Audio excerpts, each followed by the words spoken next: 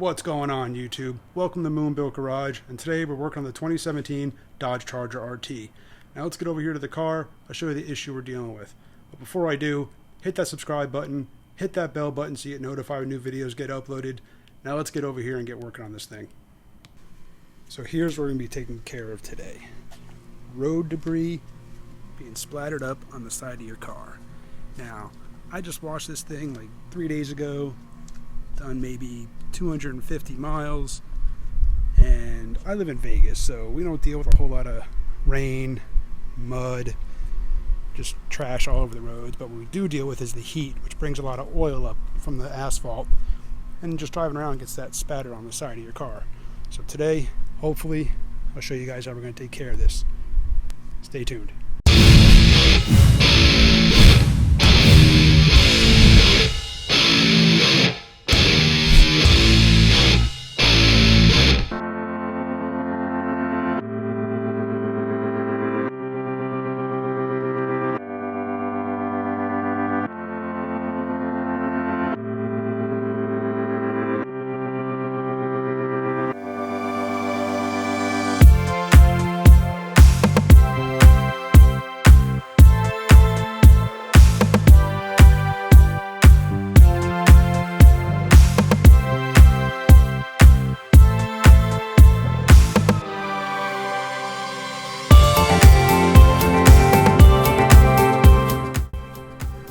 So in researching the different versions of splash guards available for the Dodge Charger, I looked at a couple different sites. Of course, first I went directly to Mopar, and the Mopar's website, they have a set for the front, a set for the back.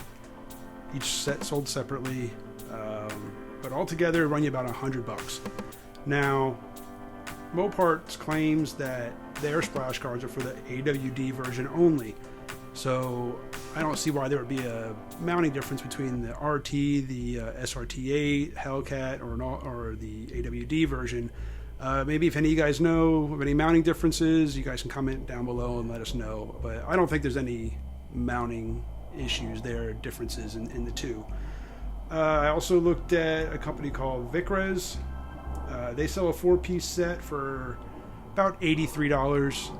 They didn't look too bad, but again, that seemed to be a little bit more than what I was wanting to spend just for a simple set of splash guards. A popular set seems to be the ZL1. They sell for $50 for the front, $50 for the back. So again, that's a $100 cost for all four. Again, that was probably a little bit more than what I was looking to spend. Plus, they seem to be a narrower design, and so I don't see how the comparison or the effectiveness of something as narrow as that design would be. So looking around though, I came across a lot of posts and a lot of reviews and some videos about these JLT performance splash guards. They seem to be maybe a little bit thicker design than the ZL ones, and they're a wider design, and they only run about 60 something a set, so for a full set of 4. And with that, you get 6 push pins for the back, 6 push pins for the front, and the channel lock that locks the fender. It clamps the splash guard to the body. So let's go ahead and see about getting these installed. And now it's kind of ironic that I actually recorded the opening for this video yesterday, and in that recording I mentioned that I live in Vegas, and it's not very often that we have to deal with rain. So what does it do? Rains on me yesterday. So the car today is a little bit dirtier than it was yesterday. That's all right. At least I got the clips from yesterday, so I'll be able to have a side-by-side comparison of a few days of normal driving and a few days of without the splash guards, and then a few days of driving with the splash guards, and be able to compare the two side by side.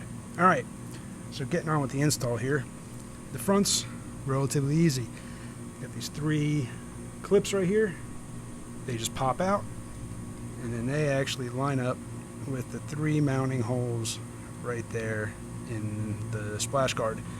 And then this is that locking strip that kind of goes right up along the top here, goes on like that, and that actually goes up and clamps the top part to the body. Now, doing this, obviously it's kind of a tight fit, so we're kind of just gonna open this up a little bit and make it a little bit easier to get it to slide on. It is just a pinch fit. There's nothing that holds it. There's no glue. There's no nothing. There's no tape. I think it's the ZL1 splash guards come with a strip of like 3M double-sided tape that you would put here, and it would stick up along the body here. Now, yeah, I'm sure, like I can see here, I cleaned the body a little bit before I did this install, before I started the install, because I didn't like the idea of having all that dirt and grime and stuff rubbing between any possible movement of the mud flap and the body, scratching stuff up. So I kind of cleaned it up a little bit. You would probably have to do the same thing if you went with some double-sided tape instead of these locking strips. Now, only time will tell. We'll see, hopefully these will secure it well enough, and I won't lose this thing along my driving sometime, so we'll see. All right, let's go ahead and start popping these body clips out and get the splash guard installed. Again, it's pretty straightforward, pretty simple. Now, I did find, since I already went and did the other side first, that you may have to use some of the clips that come with the mounting cars. You may have to use the clips that come with the mud flap, splash guard, whatever you want to call it, instead of the ones that are actually already on the car, because they just don't seem to want to clamp well enough, or even at all. I don't know if I just don't catch the panel or what. So again, let's go ahead and start with the install, and I'll show you how easy this is.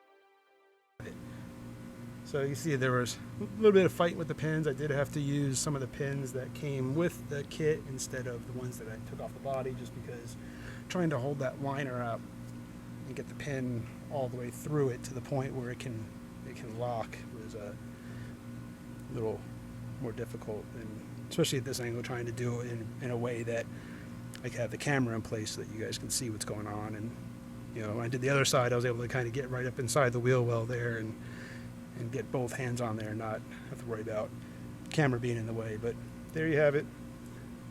There's the locking strip that's on there, and you can see it's not too bad. It flexes a little bit. I may just have to replace, and that's pretty loose. Then we're going to go ahead and replace that off camera with the other clips. But there's a little bit of flex in there. But again, everything's going to be hitting out for this way, and it won't be too much of an issue. But we'll see what a few hundred miles or a few thousand miles of drive and see how well these things hold up. And I'm definitely going to I'm going to post this video probably in a week or so after I drive for another 250, 300 miles or so, just kind of get an even side-by-side comparison. We'll see just how well these hold up in like a week of driving. The rears are the same way. There's only two clips that hold it in place.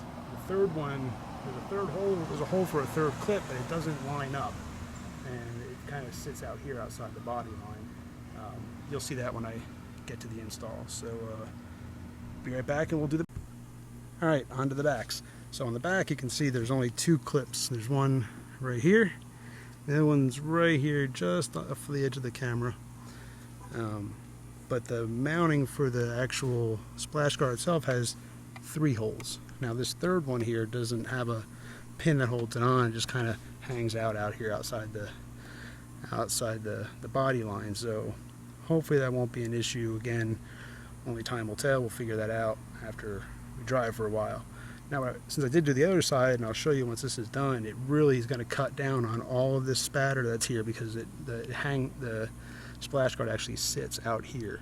So you won't get a lot of this. You can see the direction of that splatter coming up the side of the car. With these on there, hopefully it'll eliminate a lot of that, because it does sit out here more towards the edge of the tire, whereas the tire does protrude out from the side of the body. So hopefully these splash guards will make a pretty good difference. Let's go ahead and get this thing on here.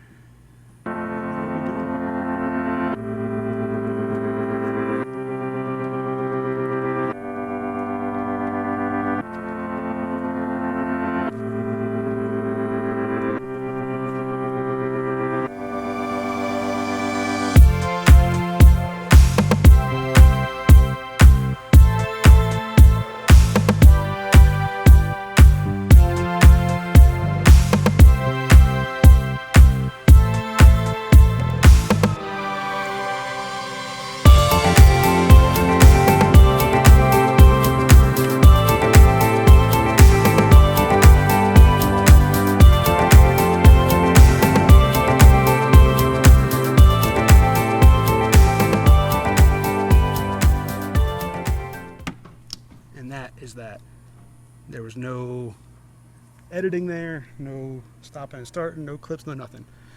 2 pins in and on.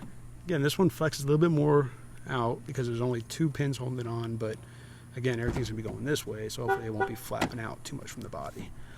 All right, but you can see that the way that protrudes out now hopefully will really cut down on that spatter.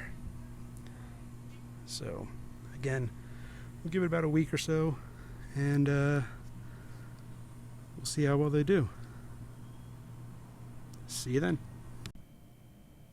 And we're back. So it's been a week, and I've driven about 250, 300 miles or so, and I gotta say, these JTL Performance splash guards, I'm impressed. Let's go over here to the car, and I'll give you the good and the not so good, just a little minor issue. Let's go check it out. Alright, so as you can see, after about a week of driving with these JTL Performance splash guards, there's absolutely nothing on the side of this car. Nothing on the front fender. As we come around here to the back, you'll see there's nothing on the rear quarter panel as well. These things have done an absolute, great job in protecting the side of the car.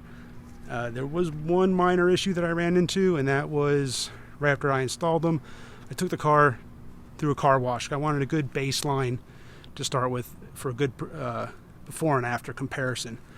And what happened was, on the rear, the one of these body clips back here was actually on the passenger side. This is the driver's side, but on the passenger side, this top clip here had come out, and it was still in the splash guard. But the splash guard, since there's only the one other pin down here on the bottom, the whole thing had rotated down, was dragging on the highway. Not for very long, I don't think. It was hard to tell. Didn't do any damage to it, but that was one issue. So what I ended up doing was I added some.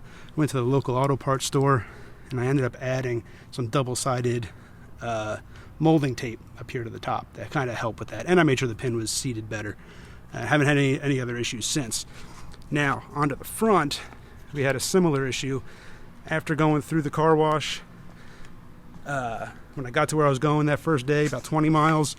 Remember those pinch-on clamps that went up here along the top and kind of pinched the top of the splash guard here to the body panel? Yeah, both sides those were gone. No big deal. I mean, it just meant the top here was real loose because the nearest pin is all the way down here. So this whole area was loose. So again, I just took some of that double-sided molding tape and secured the top here of the splash guard, and hasn't been any further issues. So that's the good and bad to these things. I mean, not bad. It's a minor inconvenience, but it definitely was not bad. So there you have it, YouTube. I would have to say that I definitely recommend the JTL Performance splash guards if you're looking for some little added protection for your Charger or any other car really that they make splash guards for.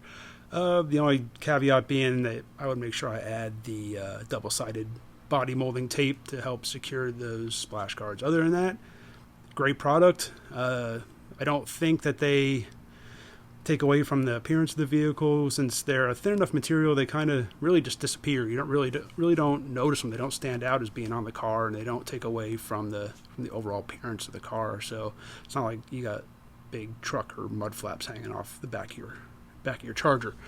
So I'll include a link down below, and thanks for watching, and come on back to Moonbuilt Garage.